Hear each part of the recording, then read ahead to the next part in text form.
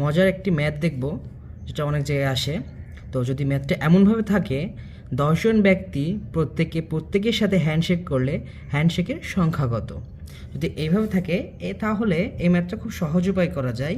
আমরা এখানে দেখতেছি মোট ব্যক্তি আছে 10 জন এবং হ্যান্ডশেক করতে আমাদের প্রয়োজন 2 জন ব্যক্তিকে।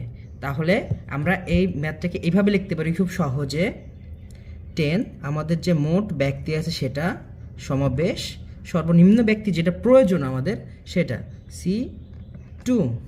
তো আমরা এটা এভাবে লিখতে পারি যে সর্বোচ্চ সংখ্যা আছে সেটার পূর্ববর্তী সংখ্যার সাথে গুণ দেব 9 এবং যেটা নিচে আছে 2 এবং তার পূর্ববর্তী সংখ্যা, এটাকে আমরা কাটাকাটি করলে হয় 5। তাহলে এটা দাঁড়ায় 5 নাম 45, 45। তাহলে অ্যান্সার হবে 45। এই ধরনের অঙ্কগুলো আমরা এভাবে খুব সহজেই করে ফেলতে পারি। তা অলরাউন্ডারের সাথে থাকার জন্য ধন্যবাদ।